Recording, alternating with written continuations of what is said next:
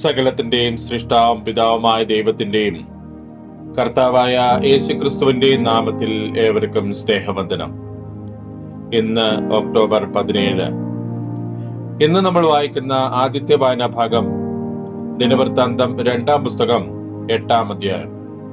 ദിനവൃത്താന്തം 2-ാം പുസ്തകം 8-ാം അധ്യായം 1-ാം വാക്യം മുതൽ. ശലോമോൻ യഹോവയുടെ ആലയവും തന്റെ അരമനയും 20 സംവത്സരം കൊണ്ട് പണിത ശേഷം ഹൂരാം ശലോമോന് കൊടുത്ത പട്ടണങ്ങളെ ശലോമോൻ പടുതുറപ്പിച്ച് അവിടെ ഇസ്രായേലിനെ പാർപ്പിച്ചു. അനന്തരം ശലോമോൻ ഹമാത്ത് സോബയിലേക്ക് പോയി അതിനെ ജയിച്ചു. അവൻ മരുഭൂമിയിൽ തദ്മോരും ഹമാത്തിൽ അവൻ പണിതിരുന്ന സംഭാര നഗരങ്ങളുമെല്ലാം ഉറപ്പിച്ചു. അവൻ മേലത്തെ ബേത്ത്ഹോരോനും താഴത്തെ ബേത്ത്ഹോരോനും മതിലുകളോടും വാതിലുകളോടും ഓടാമ്പലുകളോടും കൂടിയ ഉറപ്പുള്ള പട്ടണങ്ങളായും ബാലാത്തും ശലോമോനുണ്ടായിരുന്ന സകല സംഭാര നഗരങ്ങളും സകല രഥനഗരങ്ങളും കുതിരച്ചേവുകാർക്കുള്ള പട്ടണങ്ങളും യെരുശലേമിലും ലെബാനോനിലും തന്റെ രാജ്യത്ത് എല്ലായിടവും പണിവാൻ ശലോമോൻ ആഗ്രഹിച്ചതൊക്കെയും പണിതു. ഹിത്യർ, അമോര്യർ, പെരിസ്യർ, ഹിവ്യർ, എബൂസ്യർ എന്നിങ്ങനെ ഇസ്രായേലിൽ ഉൾപ്പെടാത്ത ശേഷിപ്പുള്ള സകല ജനത്തെയും ഇസ്രായേലിയർ സംഹരിക്കാതെ പിന്നീടും ദേശത്ത് ശേഷിച്ചിരുന്ന അവരുടെ മക്കളെയും ശലോമോൻ ഇന്നുവരെയും ഊഴിയവേലക്കാരാക്കി. ഇസ്രായേലിൽ നിന്നോ ശലോമോൻ ആരെയും തന്റെ വേലയ്ക്ക് ദാസന്മാരാക്കിയില്ല. അവർ യോദ്ധാക്കളും അവന്റെ സേനാ നായക ശ്രേഷ്ഠന്മാരും രഥങ്ങൾക്കും കുതിരച്ചേവകർക്കും അധിപതിമാരും ആയിരുന്നു. ശലോമോൻ രാജാവിന്റെ പ്രധാന ഉദ്യോഗസ്ഥന്മാരും ജനത്തിന്റെ മേൽവിചാരകന്മാരുമായ ഇവർ 250 പേരായിരുന്നു. ശലോമോൻ ഫറവോന്റെ മകളെ ദാവീദിന്റെ നഗരത്തിൽ നിന്ന് താൻ അവൾക്ക് വേണ്ടി പണിത അരമനയിൽ കൊണ്ടുപോയി പാർപ്പിച്ചു. ഇസ്രായേൽ രാജാവായ ദാവീദിന്റെ അരമനയിൽ എന്റെ ഭാര്യ പാർക്കരുത്, യഹോവയുടെ പെട്ടകം അവിടെ വന്നിരിക്കയാൽ അത് വിശുദ്ധമല്ലോ എന്ന് അവൻ പറഞ്ഞു.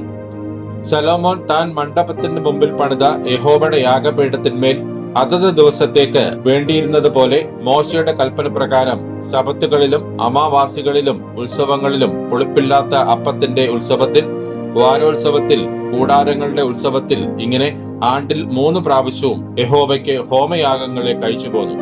അവൻ തന്റെ അപ്പനായ ദാവീദിന്റെ നിയമപ്രകാരം പുരോഹിതന്മാരുടെ കൂറുകളെ അവരുടെ ശുശ്രൂഷയ്ക്കും അതത് ദിവസം വേണ്ടിയിരുന്നത് പോലെ സ്തോത്രം ചെയ്യുവാനും പുരോഹിതന്മാരുടെ മുമ്പിൽ ശുശ്രൂഷിപ്പാനും ലേവ്യരെ അവരുടെ പ്രവൃത്തികൾക്കും വാതിൽ കാവൽക്കാരെ അവരുടെ കൂറുകൾക്കൊത്തവണ്ണം അതത് വാതിലിലും നിയമിച്ചു. ഇങ്ങനെയായിരുന്നു ദൈവപുരുഷനായ ദാവീദിന്റെ കൽപ്പന. യാതൊരു കാര്യത്തിലും ഭണ്ഡാരത്തെ സംബന്ധിച്ചും പുരോഹിതന്മാരോടും ലേവ്യരോടുമുണ്ടായ രാജകൽപ്പന അവർ വിട്ടുമാറിയില്ല. യഹോവയുടെ ആലയത്തിന് അടിസ്ഥാനമിട്ട നാൾ മുതൽ അത് തീരും വരെ ശലോമോന്റെ പ്രവൃത്തിയൊക്കെയും സാധ്യമായി വന്നു. അങ്ങനെ യഹോവയുടെ ആലയം പണിതു തീർന്നു. ആ കാലത്തും ശലോമോൻ ഏദോം ദേശത്ത് കടൽക്കരയിലുള്ള ഏസ്യോൻ ഗെബേരിലേക്കും ഏലോത്തിലേക്കും പോയി. ഹൂരാം തന്റെ ദാസന്മാർ മുഖാന്തരം കപ്പലുകളെയും സമുദ്ര പരിചയമുള്ള ആളുകളെയും അവന്റെ അടുക്കൽ അയച്ചു. അവർ ശലോമോന്റെ ദാസന്മാരോടുകൂടെ ഓഫീരിലേക്ക് ചെന്ന് 450 താലന്ത് പൊന്നു വാങ്ങി ശലോമോൻ രാജാവിന്റെ അടുക്കൽ കൊണ്ടുവന്നു. ഇന്ന് നമ്മൾ വായിക്കുന്ന 2-ാമത്തെ വായനാ ഭാഗം യെഹസ്കേൽ പ്രവാചകന്റെ പുസ്തകം 43-ാം അധ്യായം. യെഹസ്കേൽ പ്രവാചകന്റെ പുസ്തകം 43-ാം അധ്യായം 1-ാം വാക്യം മുതൽ. അനന്തരം അവൻ എന്നെ ഗോപുരത്തിലേക്ക്, കിഴക്കോട്ടുള്ള ഗോപുരത്തിലേക്ക് തന്നെ കൊണ്ടുചെന്നു. അപ്പോൾ ഇസ്രായേലിന്റെ ദൈവത്തിന്റെ തേജസ് കിഴക്ക് വഴിയായി വന്നു. അതിന്റെ മുഴക്കം പെരുവെള്ളത്തിന്റെ ഇരച്ചിൽ പോലെയായിരുന്നു. ഭൂമി അവന്റെ തേജസ് കൊണ്ട് പ്രകാശിച്ചു.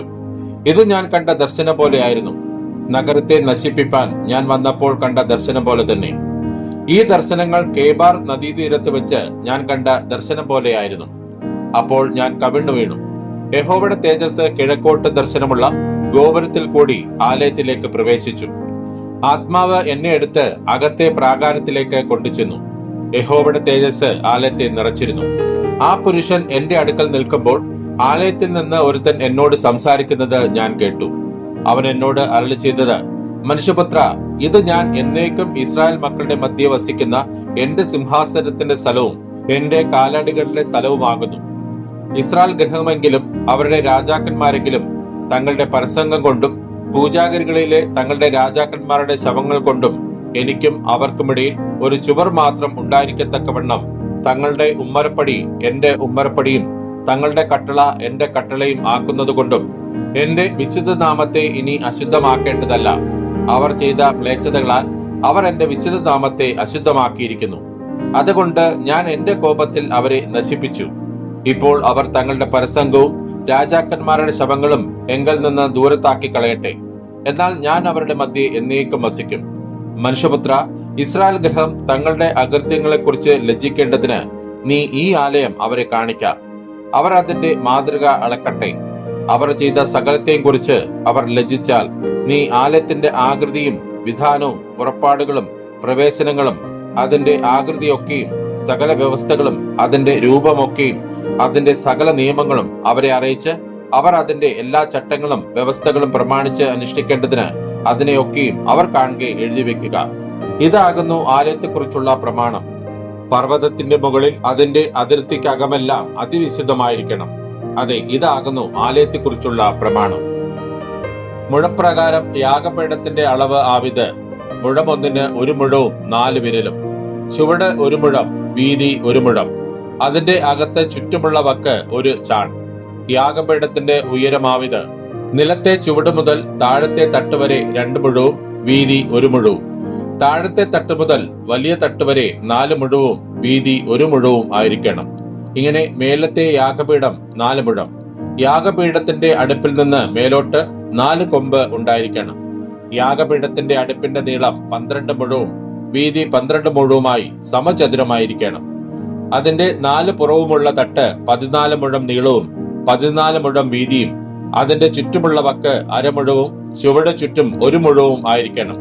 അതിന്റെ പതനങ്ങൾ കിഴക്കോട്ട് ആയിരിക്കണം. പിന്നെ അവൻ എന്നോട് കൽപ്പിച്ചത്: മനുഷ്യപുത്ര, യഹോവയായ കർത്താവ് ഇപ്രകാരം അരുളി ചെയ്യുന്നു: അവർ യാഗപീഠം ഉണ്ടാക്കുന്ന നാളിൽ അതിന്മേൽ ഹോമയാഗം കഴിക്കേണ്ടതിനും രക്തം തളിക്കേണ്ടതിനും അതിനെക്കുറിച്ചുള്ള ചട്ടങ്ങൾ ആവിത്. എനിക്ക് ശുശ്രൂഷ ചെയ്യേണ്ടതിന് എന്നോട് അടുത്ത് വരുന്ന സാദോക്കിന്റെ സന്തതിയിലുള്ള ലേവ്യരായ പുരോഹിതന്മാർക്ക് നീ പാപയാഗമായി ഒരു കാളക്കുട്ടിയെ കൊടുക്കണമെന്ന് യഹോവയായ കർത്താവിന്റെ അരുളപ്പാട്. നീ അതിന്റെ രക്തത്തിൽ കുറെ എടുത്ത് യാഗപീഠത്തിന്റെ 4 കൊമ്പിലും തട്ടിന്റെ 4 കോണിലും ചുറ്റുമുള്ള വക്കിലും പുരട്ടി അതിന് പാപപരിഹാരവും പ്രായശ്ചിത്തവും വരുത്തണം. പിന്നെ നീ പാപയാഗത്തിന് കാളയെടുത്ത് ആലയത്തിൽ നിയമിക്കപ്പെട്ട സ്ഥലത്ത് വിശുദ്ധ മന്ദിരത്തിന്റെ പുറമെ വെച്ച് ദഹിപ്പിക്കണം. 2-ാം ദിവസം നീ ഊനമില്ലാത്ത ഒരു കോലാട്ടുകൊറ്റനെ പാപയാഗമായി അർപ്പിക്കണം. അവർ കാളയെ കൊണ്ട് യാഗപീഠത്തിന് പാപപരിഹാരം വരുത്തിയതുപോലെ ഇതിനെ കൊണ്ടും അതിന് പാപപരിഹാരം വരുത്തണം. അതിന് പാപപരിഹാരം വരുത്തി തീർന്ന ശേഷം നീ ഊനമില്ലാത്ത ഒരു കാളക്കുട്ടിയും ആട്ടുകൂട്ടത്തിൽ നിന്ന് ഊനമില്ലാത്ത ഒരു ആട്ടുകൊറ്റനെയും അർപ്പിക്കണം. നീ അവയെ യഹോവയുടെ സന്നിധിയിൽ കൊണ്ടുവരണം. പുരോഹിതന്മാർ അവയുടെ മേൽ ഉപ്പ് വിതറിയ ശേഷം അവയെ യഹോവയ്ക്ക് ഹോമയാഗമായി അർപ്പിക്കണം. 7 ദിവസം നീ ദിനം പ്രതി പാപയാഗമായി ഓരോ കോലാടിനെ അർപ്പിക്കണം. അവർ ഊനമില്ലാത്ത ഒരു കാളക്കുട്ടിയെയും ആട്ടിൻകൂട്ടത്തിൽ നിന്ന് ഒരു ആട്ടുകൊറ്റനെയും അർപ്പിക്കണം. അങ്ങനെ അവർ 7 ദിവസം യാഗപീഠത്തിന് പ്രായശ്ചിത്തം വരുത്തിയും അതിനെ നിർബലീകരിച്ചും കൊണ്ട് പ്രതിഷ്ഠ കഴിക്കണം. ഈ ദിവസങ്ങൾ തികച്ച ശേഷം 8-ാം ദിവസവും മുമ്പോട്ടും പുരോഹിതന്മാർ യാഗപീഠത്തിന്മേൽ നിങ്ങളുടെ ഹോമയാഗങ്ങളെയും സമാധാന യാഗങ്ങളെയും അർപ്പിക്കണം. അങ്ങനെ എനിക്ക് നിങ്ങളിൽ പ്രസാദമുണ്ടാകുമെന്ന് യഹോവയായ കർത്താവിന്റെ അരുളപ്പാട്. ഇന്ന് നമ്മൾ വായിക്കുന്ന 3-ാമത്തെ വായനാഭാഗം യോഹന്നാൻ എഴുതിയ സുവിശേഷം 9-ഉം 10-ഉം അധ്യായങ്ങൾ. യോഹന്നാൻ എഴുതിയ സുവിശേഷം 9-ാം അധ്യായം 1-ാം വാക്യം മുതൽ. യേശു കടന്നു പോകുമ്പോൾ പിറവിയിലെ കുരുടനായൊരു മനുഷ്യനെ കണ്ടു. അവന്റെ ശിഷ്യന്മാർ അവനോട്: റബ്ബി, ഇവൻ കുരുടനായി പിറക്കത്തക്കവണ്ണം ആർ പാപം ചെയ്തു, ഇവനോ ഇവന്റെ അമ്മയപ്പന്മാരോ എന്ന് ചോദിച്ചു. അതിന് യേശു: അവനെങ്കിലും അവന്റെ അമ്മയപ്പന്മാരെങ്കിലും പാപം ചെയ്തിട്ടല്ല, ദൈവപ്രവൃത്തി അവങ്കൽ വെളിവാകേണ്ടതിനത്രേ. എന്നെ അയച്ചവന്റെ പ്രവൃത്തി പകൽ ഉള്ളിടത്തോളം നാം ചെയ്യേണ്ടതാകുന്നു. ആർക്കും പ്രവർത്തിച്ചുകൂടാത്ത രാത്രി വരുന്നു. ഞാൻ ലോകത്തിലിരിക്കുമ്പോൾ ലോകത്തിന്റെ വെളിച്ചമാകുന്നു എന്ന് ഉത്തരം പറഞ്ഞു. ഇങ്ങനെ പറഞ്ഞിട്ട് അവൻ നിലത്ത് തുപ്പി തുപ്പൽ കൊണ്ട് ചേറുണ്ടാക്കി ചേറ് അവന്റെ കണ്ണിന്മേൽ പൂശി, നീ ചെന്ന് ശീലോഹാം കുളത്തിൽ കഴുകുക എന്ന് അവനോട് പറഞ്ഞു. ശീലോഹാം എന്നതിന് അയക്കപ്പെട്ടവൻ എന്നർത്ഥം. അവൻ പോയി കഴുകി കണ്ണു കാണുന്നവനായി മടങ്ങി വന്നു. അയൽക്കാരും അവനെ മുമ്പേ ഇരക്കുന്നവനായി കണ്ടവരും, ഇവനല്ലയോ ഇവിടെ ഇരുന്ന് ഭിക്ഷ യാചിച്ചവൻ എന്ന് പറഞ്ഞു. അവൻ തന്നെ എന്ന് ചിലരും, അല്ല, അവനെ പോലെയുള്ളവൻ എന്ന് മറ്റു ചിലരും പറഞ്ഞു. ഞാൻ തന്നെ എന്ന് അവൻ പറഞ്ഞു. അവർ അവനോട്, നിന്റെ കണ്ണ് തുറന്നത് എങ്ങനെയെന്ന് ചോദിച്ചതിന് അവൻ, യേശു എന്ന പേരുള്ള മനുഷ്യൻ ചേറുണ്ടാക്കി എന്റെ കണ്ണിന്മേൽ പൂശി ശീലോഹാം കുളത്തിൽ ചെന്ന് കഴുകുക എന്ന് എന്നോട് പറഞ്ഞു. ഞാൻ പോയി കഴുകി കാഴ്ച പ്രാപിച്ചു എന്ന് ഉത്തരം പറഞ്ഞു. അവൻ എവിടെയെന്ന് അവർ അവനോട് ചോദിച്ചതിന് ഞാൻ അറിയുന്നില്ല എന്ന് അവൻ പറഞ്ഞു. കുരുടനായിരുന്നവനെ അവൻ പരീശന്മാരുടെ അടുക്കൽ കൊണ്ടുപോയി. യേശു ചേറുണ്ടാക്കി അവന്റെ കണ്ണ് തുറന്നത് ശബത്ത് നാളിൽ ആയിരുന്നു. അവൻ കാഴ്ച പ്രാപിച്ചത് എങ്ങനെയെന്ന് പരീശന്മാരും അവനോട് ചോദിച്ചു. അവൻ അവരോട്, അവൻ എന്റെ കണ്ണിന്മേൽ ചേറ് തേച്ചു, ഞാൻ കഴുകി കാഴ്ച പ്രാപിച്ചിരിക്കുന്നു എന്ന് പറഞ്ഞു. പരീശന്മാരിൽ ചിലർ, ഈ മനുഷ്യൻ ശബത്ത് പ്രമാണിക്കായക കൊണ്ട് ദൈവത്തിന്റെ അടുക്കൽ നിന്ന് വന്നവനല്ല എന്ന് പറഞ്ഞു. മറ്റു ചിലർ, പാപിയായ ഒരു മനുഷ്യന് ഇങ്ങനെയുള്ള അടയാളങ്ങൾ ചെയ്യുവാൻ എങ്ങനെ കഴിയും എന്ന് പറഞ്ഞു. അങ്ങനെ അവരുടെ ഇടയിൽ ഒരു ഭിന്നത ഉണ്ടായി. അവർ പിന്നെയും കുരുടനോട്, നിന്റെ കണ്ണ് തുറന്നതുകൊണ്ട് നീ അവനെക്കുറിച്ച് എന്തു പറയുന്നു എന്ന് ചോദിച്ചതിന് അവൻ ഒരു പ്രവാചകൻ എന്ന് അവൻ പറഞ്ഞു. കാഴ്ച പ്രാപിച്ചവന്റെ അമ്മയപ്പന്മാരെ വിളിച്ച് ചോദിക്കുവോളം അവൻ കുരുടനായിരുന്നുവെന്നും കാഴ്ച പ്രാപിച്ചുവെന്നും യഹൂദന്മാർ വിശ്വസിച്ചില്ല. കുരുടനായി ജനിച്ചു എന്ന് നിങ്ങൾ പറയുന്ന നിങ്ങളുടെ മകൻ ഇവൻ തന്നെയോ? എന്നാൽ അവന് ഇപ്പോൾ കണ്ണ് കാണുന്നത് എങ്ങനെയെന്ന് അവർ അവരോട് ചോദിച്ചു. അവന്റെ അമ്മയപ്പന്മാർ, ഇവൻ ഞങ്ങളുടെ മകനെന്നും കുരുടനായി ജനിച്ചുവെന്നും ഞങ്ങൾ അറിയുന്നു, എന്നാൽ കണ്ണ് കാണുന്നത് എങ്ങനെയെന്ന് അറിയുന്നില്ല. അവന്റെ കണ്ണ് ആർ തുറന്നു എന്നും അറിയുന്നില്ല. അവനോട് ചോദിപ്പിൻ, അവന് പ്രായമുണ്ടല്ലോ, അവൻ തന്നെ പറയുമെന്ന് ഉത്തരം പറഞ്ഞു.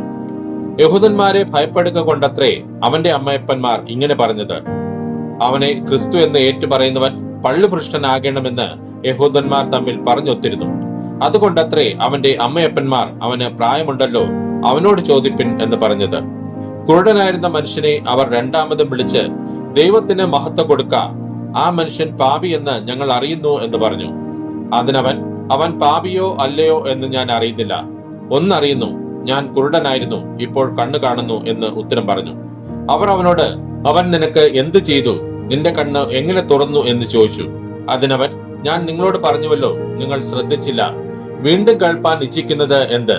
നിങ്ങൾക്കും അവന്റെ ശിഷ്യന്മാർ ആകുവാൻ മനസ്സുണ്ടോ എന്ന് ഉത്തരം പറഞ്ഞു. അപ്പോൾ അവർ അവനെ ശകാരിച്ചു, നീ അവന്റെ ശിഷ്യൻ, ഞങ്ങൾ മോശയുടെ ശിഷ്യന്മാർ. മോശയോട് ദൈവം സംസാരിച്ചു എന്ന് ഞങ്ങൾ അറിയുന്നു, ഇവനോ എവിടെ നിന്ന് എന്ന് അറിയുന്നില്ല എന്ന് പറഞ്ഞു. ആ മനുഷ്യൻ അവരോട്, എന്റെ കണ്ണ് തുറന്നിട്ടും അവൻ എവിടെ നിന്ന് എന്ന് നിങ്ങൾ അറിയാത്തത് ആശ്ചര്യം. പാപികളുടെ പ്രാർത്ഥന ദൈവം കേൾക്കുന്നില്ല എന്നും ദൈവഭക്തനായിരുന്ന് അവന്റെ ഇഷ്ടം ചെയ്യുന്നവന്റെ പ്രാർത്ഥന കേൾക്കുന്നുവെന്നും നാം അറിയുന്നു. കുരുടനായി പിറന്നവന്റെ കണ്ണ് ആരെങ്കിലും തുറന്ന പ്രകാരം ലോകം ഉണ്ടായതു മുതൽ കേട്ടിട്ടില്ല. ദൈവത്തിന്റെ അടുക്കൽ നിന്ന് വന്നവനല്ലെങ്കിൽ അവന് ഒന്നും ചെയ്യുവാൻ കഴിയുകയില്ല എന്ന് ഉത്തരം പറഞ്ഞു. അവർ അവനോട്, നീ മുഴുവനും പാപത്തിൽ പിറന്നവൻ, നീ ഞങ്ങളെ ഉപദേശിക്കുന്നുവോ എന്ന് പറഞ്ഞ് അവനെ പുറത്താക്കി കളഞ്ഞു. അവൻ പുറത്താക്കി എന്ന് യേശു കേട്ട് അവനെ കണ്ടപ്പോൾ, നീ ദൈവപുത്രനിൽ വിശ്വസിക്കുന്നുവോ എന്ന് ചോദിച്ചു. അതിനവൻ, യജമാനനെ, അവൻ ആറാകുന്നു, ഞാൻ അവനിൽ വിശ്വസിക്കാം എന്ന് ഉത്തരം പറഞ്ഞു. യേശു അവനോട്, നീ അവനെ കണ്ടിട്ടുണ്ട്, നിന്നോട് സംസാരിക്കുന്നവൻ അവൻ തന്നെ എന്ന് പറഞ്ഞു. ഉടനെ അവൻ, കർത്താവേ, ഞാൻ വിശ്വസിക്കുന്നു എന്ന് പറഞ്ഞ് അവനെ നമസ്കരിച്ചു. കാണാത്തവർ കാണുവാനും കാണുന്നവർ കുരുടർ ആകുവാനും ഇങ്ങനെ ന്യായവിധിക്കായി ഞാൻ ഇഹലോകത്തിൽ വന്നുവെന്ന് യേശു പറഞ്ഞു. അവനോട് കൂടെയുള്ള ചില പരീശന്മാർ ഇത് കേട്ടിട്ട്, ഞങ്ങളും കുരുടരോ എന്ന് ചോദിച്ചു.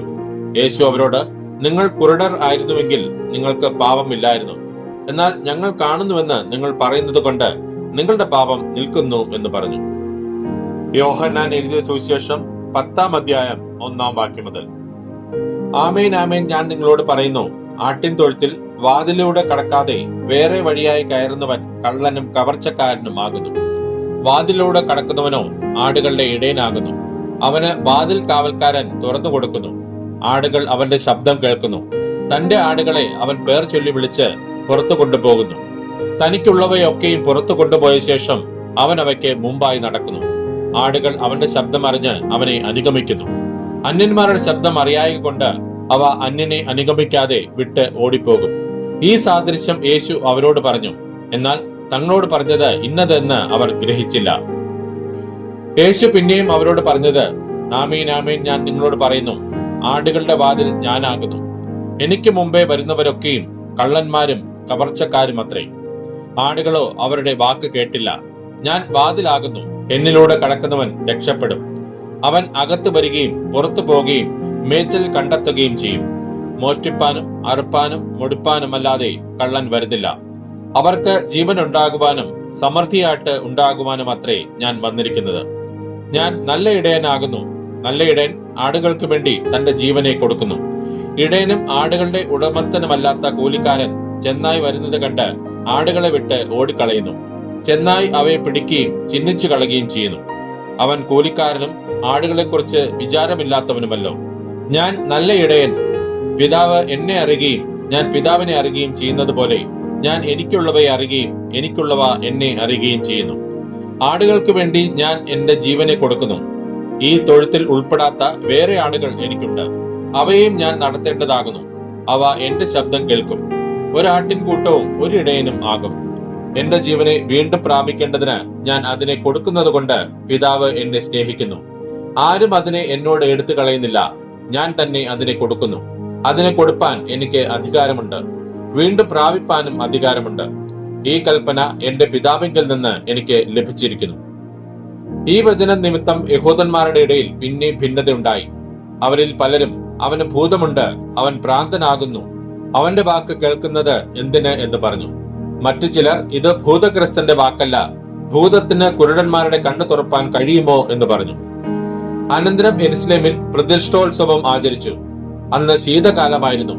യേശു ദൈവാലയത്തിൽ ശലോമോന്റെ മണ്ഡപത്തിൽ നടന്നുകൊണ്ടിരുന്നു. യഹൂദന്മാർ അവനെ വളഞ്ഞു. നീ എത്രത്തോളം ഞങ്ങളെ ആശിപ്പിക്കുന്നു? നീ ക്രിസ്തുവെങ്കിൽ സ്പഷ്ടമായി പറക എന്ന് അവനോട് പറഞ്ഞു. യേശു അവരോട് ഉത്തരം പറഞ്ഞത്, ഞാൻ നിങ്ങളോട് പറഞ്ഞിട്ടുണ്ട്, എങ്കിലും നിങ്ങൾ വിശ്വസിക്കുന്നില്ല. എന്റെ പിതാവിന്റെ നാമത്തിൽ ഞാൻ ചെയ്യുന്ന പ്രവൃത്തികൾ എനിക്ക് സാക്ഷ്യമാകുന്നു. നിങ്ങളോ എന്റെ ആടുകളുടെ കൂട്ടത്തിലുള്ളവരല്ലായകയാൽ വിശ്വസിക്കുന്നില്ല. എന്റെ ആടുകൾ എന്റെ ശബ്ദം കേൾക്കുന്നു. ഞാൻ അവയെ അറിയുകയും അവ എന്നെ അനുഗമിക്കുകയും ചെയ്യുന്നു. ഞാൻ അവയ്ക്ക് നിത്യജീവൻ കൊടുക്കുന്നു. അവ ഒരു നാളും നശിച്ചു പോകുകയില്ല. ആരും അവയെ എന്റെ കയ്യിൽ നിന്ന് പിടിച്ചു പറിക്കുകയുമില്ല. അവയെ തന്നിരിക്കുന്ന എന്റെ പിതാവ് എല്ലാവരിലും വലിയവൻ. പിതാവിന്റെ കയ്യിൽ നിന്ന് പിടിച്ചു പറിപ്പാൻ ആർക്കും കഴിയുകയില്ല. ഞാനും പിതാവും ഒന്നാകുന്നു. യഹൂദന്മാർ അവനെ എറിവാൻ പിന്നെയും കല്ലെടുത്തു. യേശു അവരോട്, പിതാവിന്റെ കൽപ്പനയാൽ ഞാൻ പല നല്ല പ്രവൃത്തികൾ നിങ്ങളെ കാണിച്ചിരിക്കുന്നു. അവയിൽ ഏത് പ്രവൃത്തി നിമിത്തം നിങ്ങൾ എന്നെ കല്ലെറിയുന്നു എന്ന് ചോദിച്ചു. യഹൂദന്മാർ അവനോട്, നല്ല പ്രവൃത്തി നിമിത്തമല്ല, ദൈവദൂഷണ നിമിത്തവും നീ മനുഷ്യനായിരിക്കെ നിന്നെ തന്നെ ദൈവം ആക്കുന്നത് കൊണ്ടുമത്രേ ഞങ്ങൾ നിന്നെ കല്ലെറിയുന്നത് എന്ന് ഉത്തരം പറഞ്ഞു. യേശു അവരോട്, നിങ്ങൾ ദേവന്മാർ ആകുന്നുവെന്ന് ഞാൻ പറഞ്ഞുവെന്ന് നിങ്ങളുടെ ന്യായപ്രമാണത്തിൽ എഴുതിയിരിക്കുന്നില്ലയോ?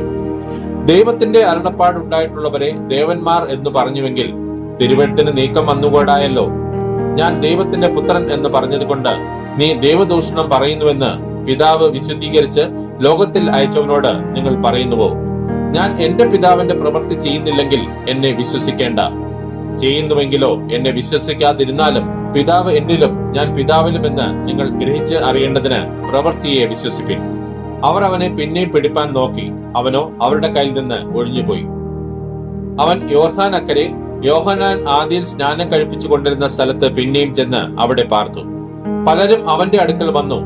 യോഹന്നാൻ അടയാളമൊന്നും ചെയ്തിട്ടില്ല, എന്നാൽ ഇവനെ കുറിച്ച് യോഹന്നാൻ പറഞ്ഞതൊക്കെയും സത്യമായിരുന്നു എന്ന് പറഞ്ഞു. അവിടെ പലരും അവനിൽ വിശ്വസിച്ചു. ഇന്ന് നമ്മൾ വായിച്ചു കേട്ട ഈ വേദഭാഗങ്ങളാൽ പിതാവായ ദൈവത്തിൽ നിന്നും കർത്താവായ ക്രിസ്തുയേശുവിൽ നിന്നും ഏവർക്കും കൃപയും കനിവും സമാധാനവും ഉണ്ടാകട്ടെ. ആമേൻ.